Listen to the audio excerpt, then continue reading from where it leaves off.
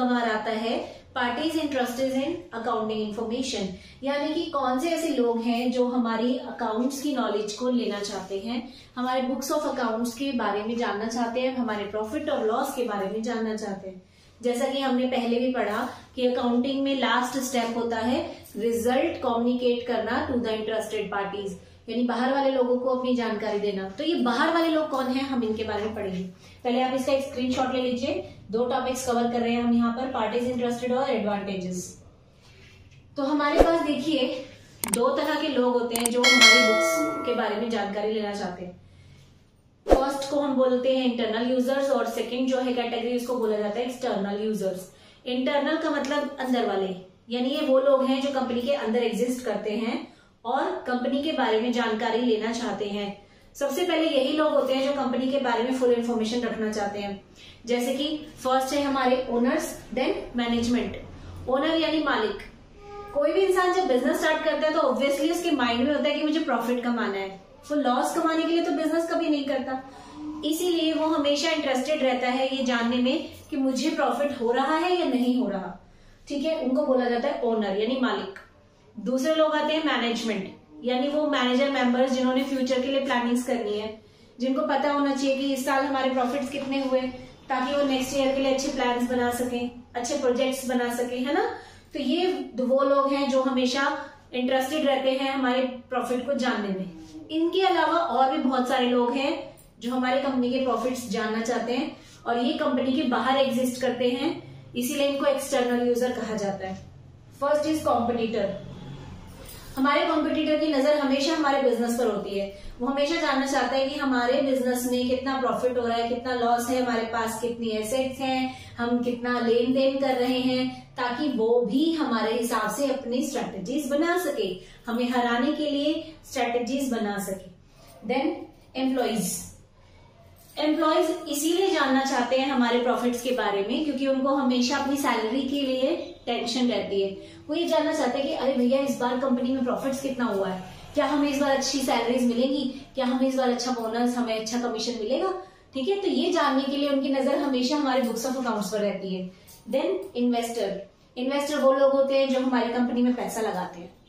अब कोई भी इंसान किसी कंपनी में तभी पैसा लगाएगा जब उसको ये उम्मीद हो कि उसको बदले में कुछ अच्छा प्रॉफिट मिलने वाला है और टाइम पे उसका सारा पैसा उसे रिटर्न हो जाएगा, है ना। सपोज मैं हूं, अगर मुझे टाटा कंपनी में या रिलायंस की कंपनी में पैसा लगाना है तो मैं तभी लगाऊंगी ना जब उसकी पोजीशन अच्छी होगी। अगर उस कंपनी में मुझे अच्छे प्रॉफिट देने की हैसियत नहीं है, मेरे पैसे को रिफंड करने की हैसियत नहीं है, तो क्या मैं उस कंपनी में पैसा लगाऊंगी? नहीं लगाऊंगी ना। तो इसीलिए इन्वेस्टर्स हमेशा जानना चाहते हैं कि एक बिजनेस का ट्रेंड कैसा है, वो प्रॉफिट्स कमा रहा है या नहीं कमा रहा है। ठीक है। Then creditor. क्रेडिटर्स का मतलब होता है वो लोग जिन्होंने आपको उधार दिया है। ठीक है, जैसे कि आपको लोन दिया है या आपको उधार पे सामान बेचा है, तो ये लोग भी हमेशा इंटरेस्टेड रहते हैं एक कंपनी की पोजीशन को चेक करने में, ये जानने में कि कंपनी को प्रॉफिट हो रहा है कि नहीं। वो इसीलिए ऐसा करते हैं ताकि उनको ये एश्योरिटी रहे कि हाँ भैया हमारा पैसा डूबेगा नहीं, कंपनी को अच्छे प्रॉफिट्स हो रहे हैं, कंपनी की पोजीशन अच्छी है, इसका मतलब हमारा पैसा हमें वापस मिल जाएगा। अगर हमारी कंपनी में प्रॉफिट नहीं हो रहा है तो वो हमें लोन भी नहीं देंगे, है ना। तो इसीलिए क्रेडिटर्स की नजर हमेशा हमारी बुक्स पर रहती है। Then government. गवर्नमेंट क्यों? क्योंकि गवर्नमेंट भी जानना चाहती है कि भाई इस कंपनी के प्रॉफिट कैसे हैं, इस कंपनी को लोन देना चाहिए या नहीं देना चाहिए, इस कंपनी से इंटरेस्ट कितना मिल सकता है। ठीक है। एंड देन टैक्स अथॉरिटी, जो हमेशा हम पर टैक्स लगाना चाहते हैं, तो वो हमेशा जानना चाहते हैं कि भैया इस कंपनी का प्रॉफिट कितना है ताकि हम इस पर टैक्स लगा सकें। ठीक है, तो ये हमारे यूजर्स हो गए। अब हमारा जो नेक्स्ट टॉपिक आता है दैट इज एडवांटेजेस, मेरिट्स या यूजेस ऑफ अकाउंटिंग। सभी चीजें एक ही है, सबका मतलब एक ही है। क्या फायदा है अकाउंटिंग का? तो देखिए, हमने जैसा कि लास्ट वीडियो में भी पढ़ा था कि ऑब्जेक्टिव्स क्या है अकाउंटिंग के, फंक्शंस क्या है अकाउंटिंग के, वहीं से ही कुछ पॉइंट्स उठकर आएंगे जो इसमें आपको नजर आएंगे। ठीक है, तो यानी कि इससे हमें ये पता चलता है कि कुछ ऐसे कॉमन पॉइंट्स हैं जो सभी टॉपिक्स में आप लिख सकते हो। तो वो कॉमन पॉइंट्स आपको फाइंड आउट करने की जरूरत है, आपको याद करना आसान हो जाएगा। तो चलिए देखते हैं कि फर्स्ट पॉइंट क्या है। Helpful in management. Obviously accounting हमें मैनेजमेंट करने में मदद करता है।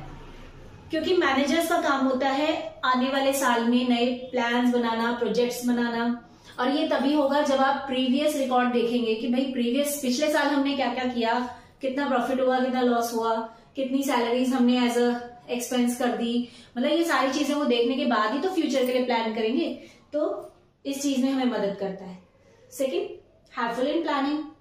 ऑब्वियसली मैनेजमेंट अकाउंटिंग के बारे में इसलिए जानना चाहती है ताकि वो फ्यूचर के प्लान्स कर सके कि एम्प्लॉयज को कितना बोनस देना है, कितना कमीशन देना है, कितना हम लोन मार्केट से उठा सकते हैं। अगर हमारे पास अच्छा प्रॉफिट है तो हम ज्यादा लोन ले सकते हैं ना, अगर हमारे पास अच्छा प्रॉफिट नहीं है तो हम लोन्स नहीं ले सकते, क्योंकि फिर हम चुकाएंगे कैसे, है ना।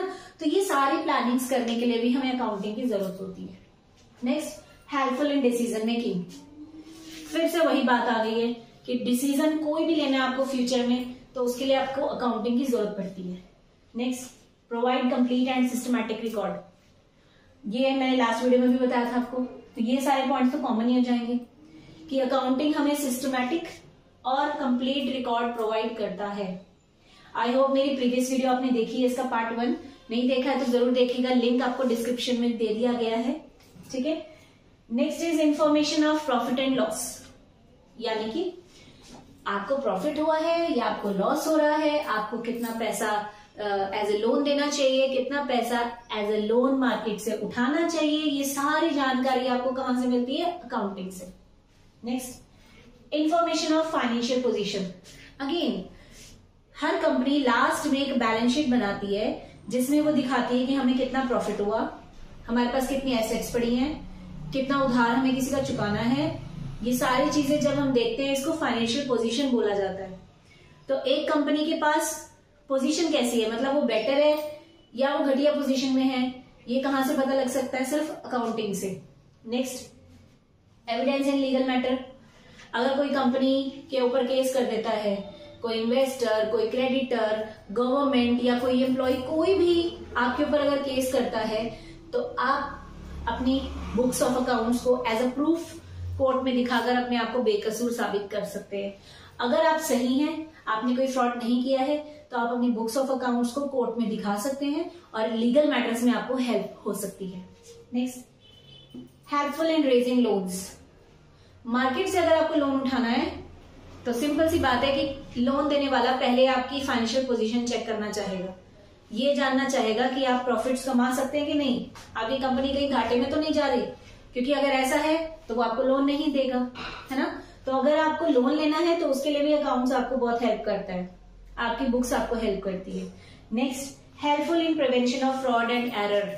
किसी भी तरह का फ्रॉड या एरर अगर आपकी बुक्स में हो रहा है तो वो भी अकाउंटिंग के थ्रू पकड़ा जा सकता है, क्योंकि अकाउंटिंग कुछ प्रिंसिपल्स पर बेस्ड होती है और अगर आपका अकाउंटेंट उन प्रिंसिपल्स को तोड़कर आपकी कंपनी में फ्रॉड कर रहा है तो आप उन्हें इजिली चेक कर सकते हैं, ठीक है। अब हमारा नेक्स्ट टॉपिक जो लास्ट आ गया है that is limitations of accounting, यानी हमने ये तो पढ़ लिया कि अकाउंटिंग कितनी जरूरी है, मगर कहीं ना कहीं इतना सब होने के बाद भी अकाउंट्स फेल हो जाता है, हमें प्रॉब्लम्स फेस करनी पड़ती हैं। तो वो प्रॉब्लम्स क्या है हम वो डिस्कस करेंगे। डीमेरिट्स और लिमिटेशंस ऑफ अकाउंटिंग दोनों एक ही बात है। First point is influenced by personal judgement, यानी कि हम जब अकाउंट्स पढ़ते हैं तो रूल्स और प्रिंसिपल्स सभी को सेम समझाए जाते हैं, बट रियल लाइफ में जब अकाउंटेंट काम करता है तो उसका काम करने का तरीका अलग होता है, हर इंसान का काम करने का तरीका अलग होता है, तो इसीलिए कई बार ये पर्सनल जजमेंट की वजह से भी अफेक्ट हो जाता है। Second point is incomplete information. जैसा कि हम जानते हैं कि कुछ इन्फॉर्मेशन ऐसी हैं जो हम बिजनेस की बुक्स में रिकॉर्ड नहीं करते, तो उनकी वजह से हमें एग्जैक्ट पोजीशन पता नहीं चलती। इनकम्प्लीट इंफॉर्मेशन जैसे कि सपोज हमने किसी को सपोज करते कंपनी में दो लोगों का झगड़ा हो गया, हमने वो झगड़ा रिकॉर्ड नहीं किया क्योंकि वो कोई फाइनेंशियल नेचर का तो है नहीं, उसमें कुछ पैसे का लेन देन तो हुआ नहीं, तो आपने वो झगड़ा रिकॉर्ड नहीं किया। लेकिन उन दो लोगों के झगड़े की वजह से अगर कुछ टाइम के लिए प्रोडक्शन रुक गया था तो कंपनी को नुकसान तो हुआ है, बट वो नुकसान झगड़े की वजह से हुआ ये हम रिकॉर्ड नहीं कर रहे, इस वजह से हमें at the end of the year incomplete information मिलती है। Third, omission of qualitative information, यानी कि यहाँ पर सिर्फ उस चीज को रिकॉर्ड किया जाता है जो पैसे में मेजर हो सकती है। जिनको हम पैसे में काउंट कर सकते हैं। जो चीजें हम पैसे में काउंट नहीं करते उस चीजों को रिकॉर्ड भी नहीं किया जाता। जैसे कि किसी पर्सन की ऑनेस्टी, किसी पर्सन का हार्ड वर्क, किसी पर्सन का टैलेंट हमें प्रॉफिट कमाने में मदद करता है, लेकिन हम इन चीजों को रिकॉर्ड नहीं करते क्योंकि ऑनेस्टी, टैलेंट, ये सारी चीजें पैसे में तो काउंट नहीं हो सकती। ठीक है, तो इस वजह से हमें एग्जैक्ट रीजन पता ही नहीं चलता कि हमें जो प्रॉफिट्स हो रहे हैं वो किस वजह से हो रहे हैं। Next, based on accounting concept and convention. हमारी अकाउंटेंसी जो है वो कुछ कन्वेंशन एंड कुछ प्रिंसिपल्स पर बेस्ड है। कई बार उन प्रिंसिपल्स की लिमिटेशन की वजह से भी हमें एग्जैक्ट प्रॉफिट या लॉस नहीं पता चल पाता। वो प्रिंसिपल्स एंड कन्वेंशंस क्या है हम नेक्स्ट चैप्टर में पढ़ेंगे। अभी आप बस इतना समझिए कि इन कॉन्सेप्ट और कन्वेंशंस की वजह से भी हमारी अकाउंटिंग प्रॉपर नहीं हो पाती। Next is based on historical cost. हम अकाउंट्स में जो भी चीजें रिकॉर्ड करते हैं वो हमेशा हिस्टोरिकल कॉस्ट पर रिकॉर्ड होती है। हिस्टोरिकल कॉस्ट मतलब पिछले टाइम पे, जैसे कि सपोज मैंने आज एक कार खरीदी है या एक ट्रक खरीदा है अपने सामान को एक सिटी से दूसरी सिटी पहुंचाने के लिए, तो मैं अपनी बुक्स में उस ट्रक की वैल्यू सपोज 10 लाख का है, वो 10 लाख शो कर रही हूँ। अगले साल ऑब्वियसली मार्केट में उसकी वैल्यू कम हो जाएगी, वो 10 लाख का नहीं रहेगा, लेकिन मेरी बुक्स में तो वो 10 लाख का ही चला आ रहा है। आज से 10 साल बाद थोड़ी सी उसकी वैल्यू कम हो जाएगी, बट हम उसकी रिकॉर्डिंग तो शुरू से लेकर अगले 10 साल तक 10 लाख पे दिखाई जा रहे हैं। तो यानी कि यहाँ पर हिस्ट्री वैल्यू लेकर चलते हैं, जिसकी वजह से भी बुक्स बनाने में प्रॉब्लम आती है। Next, affected by window dressing. ये बहुत इंटरेस्टिंग पॉइंट है। विंडो ड्रेसिंग क्या होता है इसको समझने के लिए एक बहुत इजी एग्जांपल मैं आपको देती हूँ। आप सभी मार्केट में जाते हैं शॉपिंग करने के लिए, सपोज आपको एक ड्रेस परचेज करनी है, आप जा रहे हो मार्केट में, अचानक से आपकी नजर पड़ती है शॉप के बाहर खड़े हुए एक पुतले पर जिसने बहुत सुंदर सी ड्रेस पहनी हुई है। उसके बगल में एक और पुतला खड़ा किया हुआ है, उसने भी बहुत अच्छी ड्रेस पहनी है। आप उस ड्रेस को देखकर बहुत अट्रैक्ट हो जाते हैं। आप, और उस पर लिखा भी होता है 50% सेल। ठीक है, आपको लगता है वाह ये ड्रेस 50% में मिल रही है, तो अंदर तो और अच्छे अच्छे प्रोडक्ट्स होंगे जो सेल पर चल रहे होंगे, तो चलो मैं अंदर जाके सामान देख के आता हूँ। आप अंदर जाते हैं शॉप में सामान देखने के लिए, आपको ड्रेसेस पसंद आ रही हैं बट उन पर कोई डिस्काउंट नहीं है, या ये हो सकता है कि जितनी सुंदर ड्रेस बाहर पुतले ने पहनी हुई थी उस लेवल की ड्रेसेस आपको अंदर मिली ही नहीं, तो आप डिसअपॉइंट हो जाते हैं, निराश होकर दुकान से बाहर आ जाते हैं। आप बोलते हैं क्या है यार, बाहर इतना अच्छा सामान लगा रखा है, अंदर कुछ भी नहीं है ना, होता है ऐसा। अब यही चीज कंपनीज में भी होती है और इसी चीज को विंडो ड्रेसिंग कहा जाता है। यानी कि बुक्स जब बनाई गई, जब बाहर वाले लोगों के सामने रिप्रेजेंट की गई, तो उसमें बहुत अच्छा अच्छा दिखाया गया कि कंपनी के पास इतना सारा कैश है, कंपनी के पास इतना स्टॉक पड़ा है, कंपनी के पास इतने सारे एसेट्स हैं, कंपनी को इतना सारा प्रॉफिट हुआ है। ठीक है, बुक्स में गलत मलत हेरा फेरी करके वो दिखाया हुआ है और आप अट्रैक्ट हो जाते हैं कि भाई कंपनी तो बहुत अच्छी है, इसमें पैसा लगा देता हूँ। आप उसमें पैसा लगा देते हैं, बट रियलिटी क्या है, रियलिटी में कंपनी तो घाटे में जा रही है और आपने एक गलत कंपनी में पैसा इन्वेस्ट कर दिया। ठीक है, तो अकाउंटिंग जो है वो विंडो ड्रेसिंग की चांसेस देती है। यानी कि विंडो ड्रेसिंग अगर हो गई, यानी बुक्स में मैनिपुलेशन हो गई और आप उस झांसे में आ गए, तो आपका पैसा डूब भी सकता है। तो ये इसका सबसे बड़ा लिमिटेशन है। ठीक है, बुक्स में हेराफेरी करना बहुत आसान है। Next, unsuitable for forecasting. Forecasting मतलब भविष्यवाणी करना। तो ये कहता है, वैसे तो अकाउंटिंग बोलता है कि अगर हमें फ्यूचर प्लान्स करने हैं तो उसके लिए बुक्स हमें हेल्प करती है, अकाउंट्स हमें हेल्प करता है, बट फिर भी फ्यूचर तो अनसर्टेन है। फ्यूचर में तो कभी भी कुछ भी हो सकता है। जरूरी नहीं कि आप जो आज प्लान कर रहे हो वही एग्जैक्ट फ्यूचर में हो जाए, है ना, कुछ और भी तो हो सकता है। तो इसीलिए ये फ्यूचर के लिए सुटेबल नहीं है। अब लिमिटेशंस के बाद जो हमारा लास्ट टॉपिक इस चैप्टर का आता है वो है qualitative attributes of accounting information. यानी अकाउंटिंग की जो इन्फॉर्मेशन है वो कैसी होनी चाहिए, उसमें क्या खासियत होनी चाहिए। अगर ये 4 क्वालिटीज उसमें नहीं है तो इसका मतलब आपका अकाउंट्स फेल है। ठीक है, फर्स्ट पॉइंट रिलायबिलिटी। रिलायबल होता है भरोसे लायक। ठीक है, तो ये कहता है कि अकाउंट्स में जो भी नॉलेज दी जा रही है, जो भी जानकारी दी जा रही है, वो रिलायबल होनी चाहिए, भरोसे लायक होनी चाहिए। ऐसा नहीं कि बस आपके दिल में आया और आपने लिख दिया कि मैंने इतना का सामान खरीदा, मैंने इतना सामान बेचा, मेरे पास इतना कैश आया। ऐसे नहीं होना चाहिए। आपके पास हर ट्रांजैक्शन का प्रूफ होना चाहिए। ताकि जब भी कोई आपकी बुक्स चेक करने आए आप उसे दिखा सकें कि मैंने जो जो भी लिखा है वो बिल्कुल सही है, क्योंकि मेरे पास हर चीज का बिल पड़ा हुआ है। ठीक है, तो जब आप कोई चीज प्रूव कर सकते हैं उसे हम रिलायबल कहते हैं। Second, relevance. रेलिवेंस का मतलब होता है कि आपकी इंफॉर्मेशन जो है वो बिल्कुल सही होनी चाहिए, रेलिवेंट होनी चाहिए। यानी कि अगर एक एम्प्लॉय ने आपसे जानकारी मांगी है तो वो ज्यादा से ज्यादा आपके प्रॉफिट्स के बारे में जानना चाहेगा, है ना, ताकि उसे पता लगे कि भैया उसको सैलरी टाइम पे मिलेगी कि नहीं, बोनस कमीशन मिलेगा कि नहीं।